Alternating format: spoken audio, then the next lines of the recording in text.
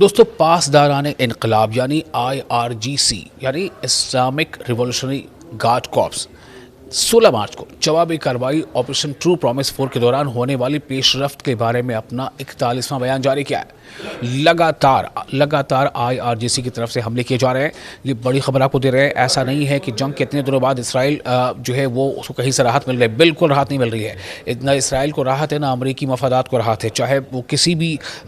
خطے میں کسی بھی ملک میں ہو، جہاں کہیں بھی امریکی تنصیبات ہیں، امریکی فوجی اڈے ہیں، وہاں لگاتار ایران حملہ کر رہا ہے۔ میں آپ کو تازہ جانکاری دے رہا ہوں حملے کے بارے میں۔ بیان جو ہے IRGC کا آیا ہے، اسلامک ریولوشنری گارڈ کور، جسے پاسداران انقلاب بھی کہا جاتا ہے، یعنی جو ایران میں جو انقلاب آیا اس کی حفاظت کرنے والی وہ فوج۔ تو ان کے بیان میں کہا گیا ہے کہ صبح پاسداران انقلاب کی بحریہ نے ایک درست اور تباہ کن کارروائی انجام دی ہے، یعنی ایک دم بالکل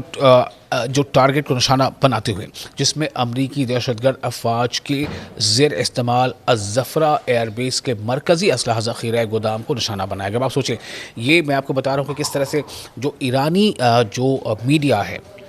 یا جو عرب میڈیا ہے وہ اب اس نے وہ کہنا شروع کیا ہے کہ جو امریکی دہشت گرد افواج، چونکہ دیکھیے اب آپ جس سے بھی آپ کہتے ہیں یا سمجھتے ہیں کہ کون ٹیررسٹ ہے کون دہشت گرد، آپ کیسے کہتے ہیں؟ چونکہ جو ویسٹرن میڈیا ہے، جو مغربی ممالک کی میڈیا ہے، یعنی جن میڈیا پہ جو امریکہ یا انگلینڈ یا اسرائیل کا قبضہ ہے، اسے ہم کہتے ہیں ویسٹرن میڈیا، تو ان کی میڈیا کے ذریعے سے جو باتیں سامنے آتی ہیں ہم اسی کو کہنے یا بتانے لگتے ہیں، یعنی عام لوگوں کی بات بتا رہا ہوں میں۔ تو اس طرح سے اس میں کیا ہو رہا ہے کہ اب ایران نے یہ کہنا شروع کیا ہے کہ امریکی دہشت گرد افواج،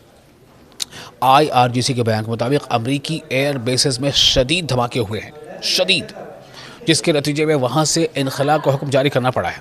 یعنی کہ امریکی بیسز سے امریکی افواج یا فوجی جو ہیں وہ وہاں نہ رہیں، وہاں سے باہر نکل جائیں،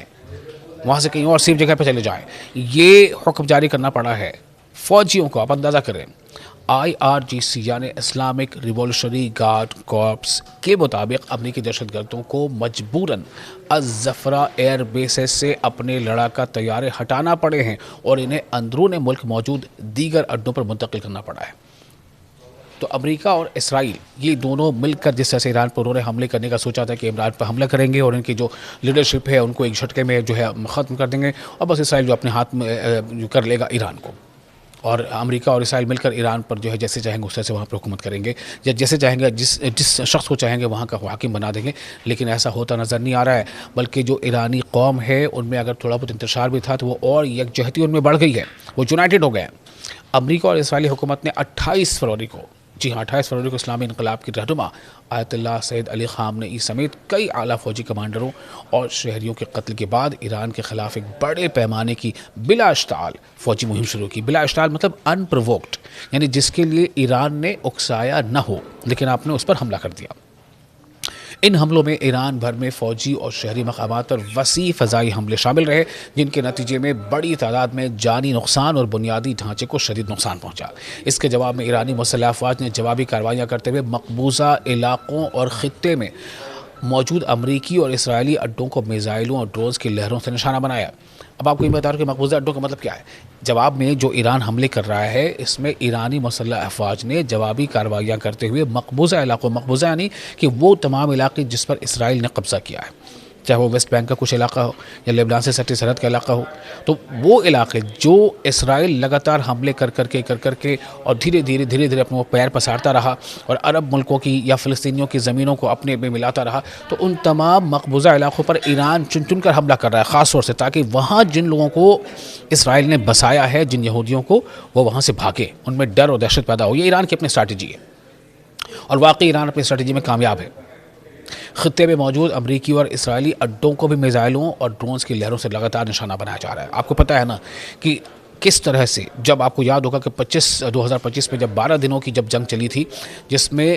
ایران نے دنیا کو یہ دکھا دیا تھا کہ ایران کے پاس میزائل کی طاقت کتنی زبردست ہے، اتنی زبردست طاقت، اتنی طاقتور میزائل قوت کہ اسرائیل کو جو ہے وہ جنگ بندی کرانے کی بھیک مانگنا پڑی تھی۔ اسرائیل کو امریکہ کو مجبور کرنا پڑا تھا کہ وہ جنگ بندی کرائے اور ایران سے جو ہے وہ حملے رکوائے، لیکن ہوا کیا کہ ایران نے جنگ بندی کی، اس وقت بات چیت کا سلسلہ شروع ہوا اور بات چیت کا دور چلتا رہا. کبھی پتہ چلا کہ عمان میں بات چیت ہو رہی ہے، کبھی پتہ چلا کہ جنیوا میں بات چیت ہو رہی ہے، اور اسی بیچ اسرائیل اور امریکہ نے ایران پر حملے کر دیے. تو دراصل بات چیت میں ایک طرح سے کہا جاتا ہے نا عام زمانے کی بات چیت میں پھنسا کر کے ان کو ایک طرح سے گمراہ کرتے ہوئے یا بے خبر رکھتے ہوئے ان لوگوں نے اتنے دنوں اپنی تیاریاں کی. 12 دنوں کی جو جنگ ہوئی تھی 2025 میں اسرائیل اور ایران کے بیچ، اس سے اسرائیل کو اندازہ ہو گیا تھا کہ ایران کی طاقت کیا ہے، اور اسی لیے اسرائیل لگاتار یہ چاہتا تھا کہ ایران پر کسی بھی صورت میں امریکہ سے حملے کروائے. اسرائیل اس بات میں کامیاب تو ضرور ہو گیا کہ اس نے امریکہ کو سیدھے طور پر جنگ میں گھسیٹ لیا اور اس نے امریکہ بنام ایران کروا دیا، جبکہ امریکہ کے سیدھے طور پہ کوئی لڑائی نہیں تھی ایران کی، لیکن اس نے کروا دیا. کس نے کروایا؟ اسرائیل نے. یہ ہے اسرائیل کی مکاری، یہ ہے اسرائیل کی پلاننگ، یہ ہے اسرائیل کی سازش. اور تب شاید یہ لگا تھا کہ جب اسرائیل اکیلے حملہ کرے گا ایران پر تو وہ شاید اس کی بس کی بات نہیں ہے. یہ پتہ چل گیا تھا سال 2025 میں. اس کے بعد اسرائیل کو لگا کہ امریکہ سے حملے کروا کے وہ اطمینان ہو جائے گا، مطمئن ہو جائے گا، لیکن امریکہ کو بھی نا کے چنو چبوا دیے ہیں ایرانی افواج نے، پاسداران انقلاب نے، ایرانی آرمی نے، IRGC نے، اور کسی ایک فرنٹ پر نہیں، ہر فرنٹ پہ. یہاں تک کہ اب حالات ایسے پیدا ہو گئے ہیں کہ اسٹریٹ آف ہرمز یعنی آبنائے ہرمز یعنی سمندروں کا وہ علاقہ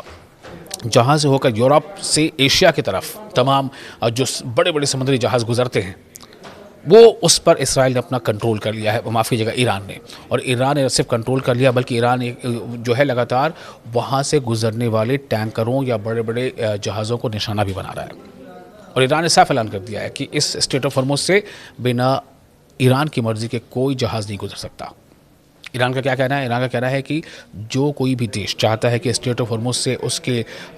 بڑے بڑے سمندری جہاز جن میں کبھی تیل کی سپلائی ہوتی ہے، کبھی گیس کی سپلائی ہوتی ہے، کبھی دیگر چیزوں کی سپلائی ہوتی ہے، اناج کی یا دیگر چیزوں کی، اگر وہ چاہتے ہیں کہ اسٹریٹ آف ہرمز سے ان کا جہاز بلا روک ٹوک گزرے تو انہیں ایک کام کرنا ہے. وہ کام کیا کرنا ہے؟ ایران کا کہنا ہے کہ آپ اپنے ملک سے جو اسرائیل کے راجدوت ہیں یعنی سفارتکار، ان کو وہاں سے ہٹائیے، بے دخل کیجیے، اور جو امریکہ کے راجدوت کو بے دخل کیجیے. بس آپ اتنا کریں اور آپ کے لیے اسٹریٹ آف ہرمز کھلا ہے.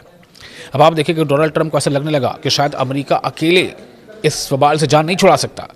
تو ڈونلڈ ٹرمپ نے دنیا کے کئی ملکوں سے اپیل کی کہ جو لوگ چاہتے ہیں اسٹریٹ آف ہرمز کھلے وہ آئیں، وہ اپنے نیوی کو ہمارے ساتھ لائیں، امریکہ کے ساتھ لائیں، اور ہم مل کر اس کا سامنا کریں گے. اب آپ سوچیں امریکہ جیسا سپر پاور کہلانے والا دیش وہ الگ الگ ملکوں سے ایک طرح سے اپیل کر رہا ہے، مدد کی گہار لگا رہا ہے، اور اس کی اس مدد کی اپیل پر چائنا جیسے دیش نے منع کر دیا، کئی دیشوں نے منع کر دیا کہ ہم تمہارے اس اپیل کے ساتھ نہیں ہیں. تو یہ حالات ہیں. اور اسی بھی IRGC لگاتار حملے کر رہا ہے، خاص طور سے جو مڈل ایسٹ میں، چاہے وہ سعودی عرب ہو، کویت ہو، دبئی ہو، قطر ہو یا پھر جارڈن ہو، ان میں جہاں جہاں بھی امریکی بیسز ہیں ان میں چن کر ایک کے بعد ایک وہ حملے کر رہا ہے. حالات ایسے پیدا ہو گئے ہیں کہ امریکی فوجوں کو ان بیسز پر رہنا مشکل ہو گیا. آپ کو یاد ہوگا کہ اس سے پہلے شروعاتی حملوں میں ہی 6 امریکی فوجی مارے گئے تھے. اس کے بعد سے ایک ہڑکم سمجھ گیا تھا پورے امریکہ میں، اور امریکہ میں اس بات کی بحث تیز ہو گئی تھی کہ آخر امریکہ دوسرے کی جنگ کیوں لڑ رہا ہے. یعنی لوگوں کا یہ کہنا ہے کہ امریکہ اسرائیل کے لیے کیوں لڑ رہا ہے. امریکہ اگر اپنے لیے لڑتا تو کوئی بات تھی، لیکن امریکہ اور ایران کی اپنی آپسی کوئی ویسی کوئی جنگ کا کوئی بڑی وجہ ہی نہیں ہے، لیکن لگاتار حملے ہو رہے ہیں. اور IRGC اپنے حملوں کو روک نہیں پا رہا ہے، مطلب روک نہیں رہا ہے، جان بوجھ کر نہیں روک رہا، چونکہ اس کا کہنا ہے کہ وہ لگاتار دباؤ بنانا چاہتا ہے اور اسرائیل کو یہ احساس دلانا چاہتا ہے کہ اس نے غلطی کی ہے. ایران بار بار یہ کہہ رہا ہے کہ جنگ کی شروعات ہم نے نہیں کی تھی، لیکن جنگ کب ختم ہوگی یہ ہم طے کریں گے.